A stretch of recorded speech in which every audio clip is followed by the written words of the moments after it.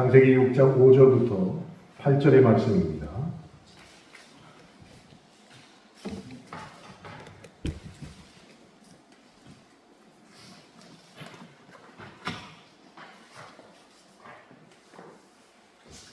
함께 읽겠습니다. 여호와께서 사람의 죄악이 세상에 가득함과 그의 마음으로 생각하는 모든 계획이 항상 악할 뿐임을 보시고 땅 위에 사람 지으셨음을 청탄하사 마음에 근심하시고 이르시되 내가 창조한 사람을 내가 지면에서 쓸어버리되 사람으로부터 가축과 기는 것과 공중의 새까지 그리하리니 이는 내가 그것들을 지었음을 한탄하느니라 하시니라. 그러나 노아는 여호와께 은혜를 입었더라.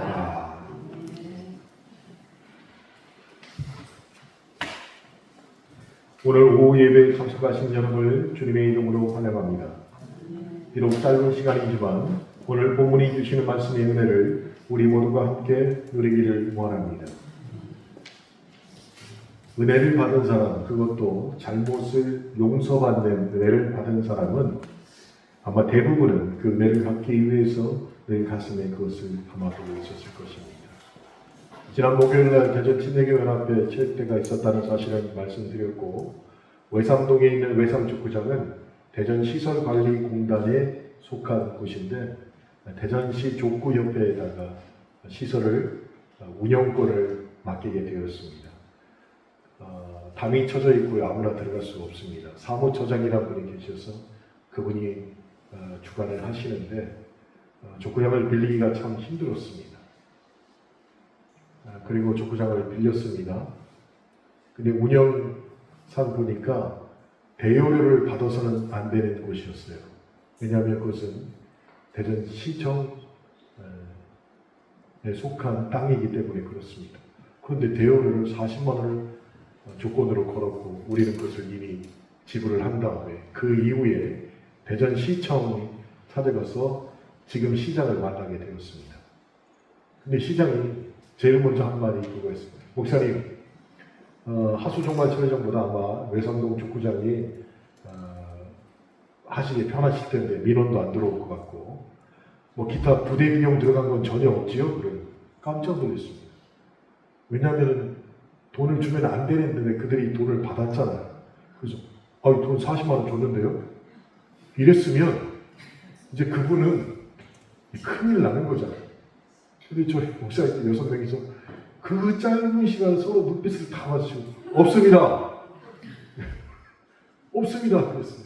근데 그 소식이 비서들을 통해 가지고 그 분에게 들어갔어요. 그랬더니 그렇게 고압적인 자세로 자기 것도 아니면서 빌려주면서 이거 해라 저거 해라 하더니 그 소식이 들어가더니 아침 7시에 먼저 나와가지고 문 열어놓고 싹 정리하고 목사님 오셨습니까? 해가지고 끝날 때까지도 거기 남아가지고 시장 소개할 때 사무협회 족구 사무처장님들까지 같이 소개를 했더니 어쩔 줄 몰라 그러더니 목사님 내년부터는 돈 안 받겠습니다. 아니 올해 받은 걸 돌려줘야지. 내년부터는 안 받겠습니다. 자기가 먼저 얘기하는 거예요. 그러니 그분은 얼마나 조마조마했겠어요. 시장에 나와서 저는 대흥 침례교회에서 침례를 받았고 또 시작해가지고 침례교 목사님들을 너무너무 좋아하고 사랑합니다. 목사님들 다 인사하고 다니는데 그 중에 한 명이라도 저 족구협회 사무처장이 40만 원 받아갔다는데요 얘기를 했으면 그 양반은 어떻게 되겠냐. 그러니 그분이 와서 먼저 목사님 내년에는 하나도 받지 않고 철저하게 제가 준비하겠습니다. 먼저 그렇게 얘기하는 거예요. 왜? 은혜를 입었다고 생각하는 거예요. 은혜를 입었다고. 그래서 은혜 받은 사람은 그걸 알면 어떻게든지 보답하려고 애쓰는 사람이 될 수밖에 없다는 것이죠. 우리도 그런 사람이 되기를 바랍니다. 네. 여러분 혹시 가족이나 지인들에게 내가 지금 살고 있는 거처의 비밀번호를 공유해 준 경험을 갖고 계십니까? 나는 집에 없어. 근데 누가 우리 집에 와서 나 힘들어 좀 들어가셔 씻기 하면은 그때 비밀번호를 가르쳐 주시는 그런 경험이 있으세요? 제가 이제 세종에 사시니까 지정원 집사님, 세종 갔다가 일이 있어서 너무 힘들어서 지정원 집사님, 나 집사님 앞에 들어와 있는데 비밀번호 좀 나 들어서 쉬었다 갈게요. 그러면 가르쳐 주세요. 네. 그런 일이 없으니까 가르쳐 주신다는 거죠. 참 애매한 경우도 참 많아요. 비밀번호를 공유한다. 그것도 나 혼자만 사는 게 아니고 내 가족들이랑 사는데 다른 사람이 비밀번호를 가르쳐 달라고 할 때 이걸 가르쳐 줘야 되나 말아야 되나 애매한 경우가 있습니다. 왜냐하면 누군가에게 내 집의 비밀번호를 가르쳐 준다는 것은 사실은 내가 가진 모든 것을 당신에게 줄 수 있다라는 의미를 담고 있기 때문입니다. 그러니까 오늘 옆에 계신 구역 식구나 교인들에게 혹시 나한테 가르쳐 줄 수 있어? 하고 물어보시면 한번 물어봅시다. 가르쳐 줄 수 있냐고 물어보세요. 그러면 대부분이 그럴 거예요. 우리 집 열쇠야. 애매해. 자, 그런데 우리가 이 땅에 살면서 자기 집 비밀번호를 가르쳐 주는 것도 애매한 경우가 있는데 반드시 알아야 되는 비밀번호가 있습니다. 그게 무엇이냐? 하늘문, 즉 천국문을 여는 비밀번호를 우리는 반드시 이 땅에서 알고 있어야 한다는 것이에요. 왜냐하면 예수님도 성경에서 천국을 하늘 창고라고 비유도 하셨습니다. 그 천국에 있는 하늘 창고에는 우리 인생에 필요한 것들이 가득 들어있을 텐데 그렇다면 그 하늘 창고 문을 여는 비밀번호를 안다면 이 땅에 사는 우리가 얼마나 좋겠냐고. 그래서 제가 성경을 읽으면서 유추하고 확인한 하늘 창고의 비밀번호를 오늘 오후 예배 참석하신 여러분들에게 기쁜 마음으로 알려드리려고 합니다. 잘 받아 적으십시오. 비밀번호는 G, R, A, C, E입니다. Grace, 은혜입니다. 은혜가 천국 하늘 창고문을 여는 비밀번호가 됩니다. 여러분 성경에서 가장 어두운 시대를 하나 꼽으라고 말한다면 그 중에 반드시 포함될 때가 노아 시대였습니다. 사랑하신 풍성하신 하나님께서 전 지구적으로 심판을 감행하셔야 될 정도로 그 시대가 얼마나 칠흑같이 어두웠는지 우리는 성경을 통해서 알 수가 있습니다. 함께 읽은 본문 6절에 땅 위에 사람 지으셨음을 한탄하사 마음에 근심하시고 라고 성경은 기록하고 있습니다. 자, 한탄. 이 의미는 히브리어로 마음이 불편하다라는 뜻이에요. 그러니 하나님이 세상을 보실 때 마음이 너무 불편하셨습니다. 근심은 무엇입니까? 히브리어로 마음에 난 상처가 근심입니다. 세상을 보실 때 조금 전에 말씀드린 것처럼 너무나도 마음이 불편했고 너무나도 마음에 상처가 나게 되셨어요.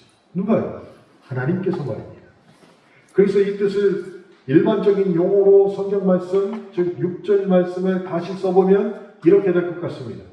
하나님께서 자기가 만드신 인간들이 행하는 악을 보시면서 마음의 불편함을 넘어서 마음의 큰 상처를 입으셨다라고 서술에서 쓸 수 있을 것 같다는 것이에요. 사랑이 많으신 하나님께서 말이죠. 세상을 만드신 이후에 그들이 타락하고 그들이 하는 일을 보니까 불편함을 넘어선 마음의 상처가 그분 마음에 새겨졌다는 것입니다. 그런 하나님께서 인간을 보실 때 왜 마음에 큰 상처를 입으시고 마음이 그토록 불편하셨을까요? 이유는 한 가지밖에 없습니다. 사람이 죄를 짓기 때문입니다. 그런데 그 죄가 참 특이한 죄입니다. 연약하거나 실수 때문에 죄를 짓는 것이 노아 시대에는 아니었다는 것이에요. 그들의 죄는 매우 의도적으로 지었다는 것입니다. 그래서 하나님이 마음의 불편함을 넘어서 마음에 상처가 날 정도로 사람을 보면 그리 되셨던 것입니다. 5절을 보니까 여호와께서 사람의 죄악이 세상에 가득함과 그의 마음으로 생각하는 모든 계획이 항상 악할 뿐임을 보시고 라고 기록하고 있습니다. 노아 시대의 사람들의 문제는 항상 죄를 짓는 것뿐 아니라 그 죄를 계획하여 지었다는 것이고 앞으로도 계속 죄를 지을 것을 계획하고 있다라는 것을 하나님이 아시고 성경에 기록하셨다는 것이 너무 계획적이었어요. 너무 계획적이었습니다. 이미 지은 죄도 회개하지 않았는데 더 큰 죄를 24시간 밤이나 낮이나 계획하고 있다면 그 마음은 하나님이 용납할 수 없는 마음입니다. 그러니 우리는 기억해야 됩니다. 회개하지 않는 죄는 하나님이 용서하실 수 없다는 것입니다. 회개하지 않는 죄는 하나님이 용서하실 수 없도록 자신을 그렇게 만드셨습니다. 하나님은 죄가 없으신 분이시기 때문에 회개하지 않는 죄인과 그 죄를 결코 품으실 수 없습니다. 근데 이 문제를 하나님이 스스로 또 어떻게 출구를 만드셨냐면 무슨 죄를 지어도 내가 이해한다. 하지만 반드시 회개하고 돌이켜 돌아와라 라고 칠구를 만드셨다는 것이죠.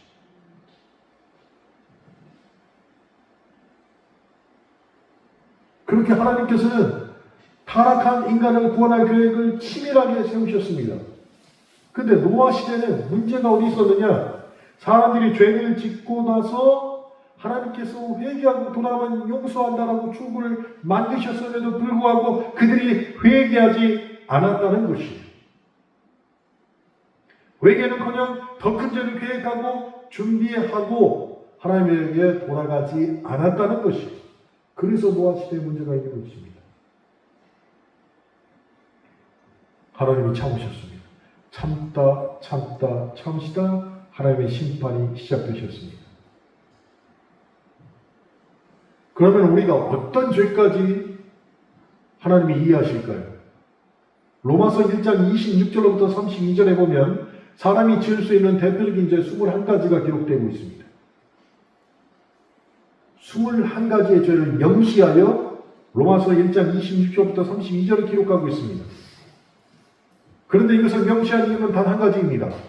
이 모든 죄를 지어도 너희가 만약 회개하고 돌이킨다면 그 죄는 너희를 지옥으로 데려갈 수 없다라는 것을 밝히기 위해서 성경의 대표적인 죄 21가지를 기록하셨다는 것입니다.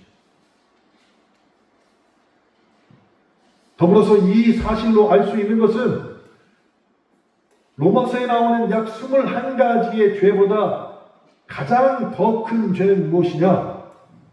회개하지 않는 죄가 더 크다는 것입니다. 회개하지 않는 죄.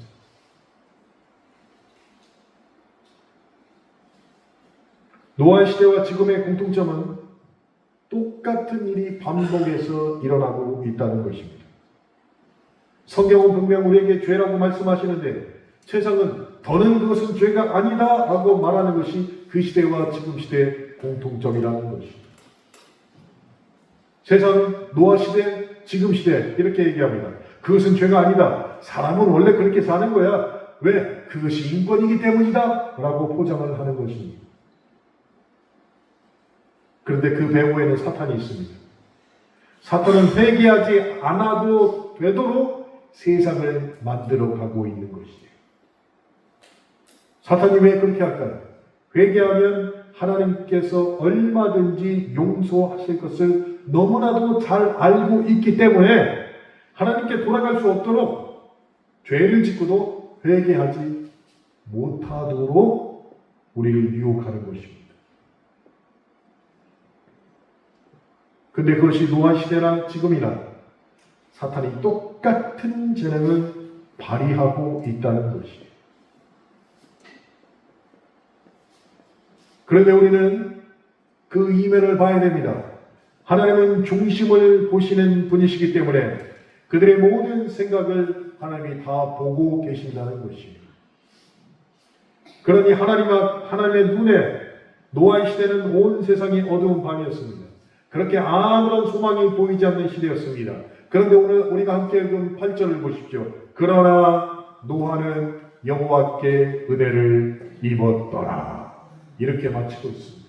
그러나 노아는 여호와께 은혜를 입었더라. 은혜는 이런 것입니다. 어두운 밤 떠 있는 별과 같은 것이 은혜인 것입니다. 그것이 하늘 천국 창고문을 여는 열쇠가 되는 것이요. 아무리 세상이 어두워도 그 중에 은혜를 반드시 입는 사람이 있습니다. 아무리 세상이 심판 아래 놓여도 반드시 은혜를 받아 살아나는 사람이 있다는 것이에요. 그 사람이 바로 하나님에게 은혜를 입은 사람입니다. 저는 저와 여러분이 그 사람이 되기를, 은혜 입은 사람이 되기를 소원합니다. 8절에 나오는 은혜라는 단어만큼 매력적인 단어가 8절 맨 앞에 나오는 그러나라는 접속사입니다. 그래서 저와 여러분이 또한 그러나의 은혜를 받기를 원합니다. 그러나 우리가 어떻습니까? 모든 사건을 뒤집는 반전의 단어로 사용하지 않습니까? 이렇게 쭉 했는데 그러나 그러면 앞에 것이 뒤집히는 결과가 뒤에 나온다는 것이에요. 내 삶에 아무 소망이 없을지라도 그러나 주께서 은혜를 나에게 주시더라. 이렇게 바뀌어야 됩니다. 내 눈앞에 아무것이 보이지 않을지라도 그러나 주께서 내 갈 길을 인도하시더라. 이렇게 바뀌어야 됩니다. 내 팔에 아무런 힘이 없을지라도 내 지식이 너무 짧아 아무것도 없을지라도 그러나 주께서 내게 지혜도 주시고 힘도 주셨다라고 바뀌어야 된다는 것이에요. 그것이 그러나의 은혜입니다. 이 은혜를 특별히 이 자리에 오신 나이 많으신 분들이 바뀌어라. 나 잘 걷지도 못해. 눈도 안 보여서 성경도 안 보여. 찬송가도 자꾸 가사를 까먹어. 내 남편이 누군지도 때로는 잊어버려. 그러나 하나님의 은혜를 주셔서 교회도 잘 나오고 성경도 읽고 남편이 누군지도 정확하게 아는 은혜가 임하길 바랍니다. 연약할수록 그러나의 은혜는 더 커진다는 것이에요. 이제 말씀을 정리해 보겠습니다. 여러분, 은혜가 무엇입니까? 내게 하나님이 필요한 것을 아는 마음, 그것이 은혜예요. 나는 하나님이 필요하고 나는 정말 하나님이 필요하고 이것을 아는 것이 내게 은혜가 된다는 것이 그 은혜가 있어야 됩니다. 왜냐하면 성경은 분명히 우리에게 말씀하시길 그 은혜를 모르는 마음이 화인 맞은 마음이고 하나님 없이 살 수 있다는 교만한 생각이 그 은혜를 받지 못하게 한다고 성경은 말하고 있기 때문입니다. 시편 78편 38편에 이렇게 말씀하셨습니다. 오직 하나님은 긍휼하심으로 죄악을 덮어주시어 멸망시키지 아니하시고 그의 진노를 여러 번 돌이키시며 그의 모든 분을 다 쏟아내지 아니하셨으니 라고 말이죠. 하나님이 참아주십니다. 그래서 하나님의 진심은 심판이 아니에요. 용서입니다. 하나님의 진심은 죽이는 것이 아닙니다. 살리는 것입니다. 그래서 하나님은 노아 시대에도 충분한 시간을 주셨습니다. 노아가 방주를 짧게는 80년, 길게는 120년 동안 방주를 지었습니다. 근데 혹자는 이렇게 말할지는 모릅니다. 무슨 방주를 지는데 120년이나 걸려? 라고 말이죠. 방주가 커서 그렇게 시간이 오래 걸렸을까요? 저는 아니라고 생각합니다. 백성들이 회개하도록 오래 참으셨기에 방주 짓는 기간이 점점 늘어나게 된 것 같다는 것이 방주의 제작 기간은 다시 말해서 하나님의 기다림의 시간이었다는 것이 그렇게 하나님은 우리를 심판하기보다 용서하기를 원하신다는 것이에요. 그러니 노아 시대에 하나님께서 내린 심판은 하나님의 본 뜻이 아니라 우리가 죄를 짓고 회개하지 않았기 때문에 받는 심판이 되었다는 것입니다. 우리는 반드시 기억해야 됩니다. 사랑하는 성도 여러분, 지금도 죽어서 지옥 가는 사람이 있습니다. 하나님이 사랑이 없어서 그 사람들을 지옥으로 보낼까요? 왜 사랑이 없으십니까? 아들까지 주셨습니다. 그런데 그 사랑을 믿지 않고 뿌리쳤습니다. 그래서 인간이 스스로 걸어서 지옥으로 들어가는 모습이 된 것입니다. 도대체 하나님께서 우리에게 얼마나 더 사랑을 확증해야만이 우리가 그것을 믿어줄 수 있을까요? 하나님의 사랑은 결코 모자란 것이 아닙니다. 그러니 하나님을 결코 오해하지 마시기 바랍니다. 내가 왜 이럴까? 하나님이 나를 사랑하지 않는가 봐? 그 하나님 오해하는 거예요. 이미 주신 것만으로도 차고 넘습니다. 하나님은 우리에게 사랑을 충분히 주셨습니다. 노아 시대 사람들은 1000년 동안 하나님이 기다리셨습니다. 그런데 그들이 사랑을 외면했습니다. 그러나 그런 상황 가운데서 하나님은 그들을 결코 떠나지 아니하시고 하나님의 손을 잡은 사람이 반드시 더 있을 거라고 믿으셨는데 그 사람이 노아였다는 것이에요. 그래서 노아는 하나님께 돌이킨 사람이 되었습니다. 근데 많은 사람들이 하나님을 돌이키지 못하도록 우리를 유혹합니다. 여러분, 대번 신타진에 가보세요. 신타진에 뭐가 있습니까? 한국담배인삼공사가 있습니다. 거기 본관에 다 들어가시면은 8m 높은 벽이 있어요. 그 벽에다가 4m, 5m 큰 사진이 걸려 있습니다. 뭐가 걸리는지 아세요? 94세 뭐뭐뭐 옹께서는 8살 때부터 담배를 피우셨는데 아직도 건강하게 사십니다. 그 담배를 딱 피는 이거를 얼마나 크게 그러니까 담배와 생명이 없어진다는 아무런 상관관계가 없다. 이렇게 그냥 너무너무 크게 얘기했어요. 맞아요? 몰라요, 나는. 근데 그렇게 믿고 얘기를 한다는 거예요. 근데 그것만 그럴까요? 우리 삶 속에서 얼마나 많은 것들이 야 그게 아니요 하면서 우리를 논리적으로 유혹하고 있냐는 것이. 또 하나님께 죄 짓는 거 아니요. 인간은 원래 그래. 하나님이 그렇게 만드셨어요. 탐욕스럽게 누가 만드셨어? 하나님이시잖아. 하면서 말이죠. 그래서 하나님 없이 살 수 있다고 만드는 것이.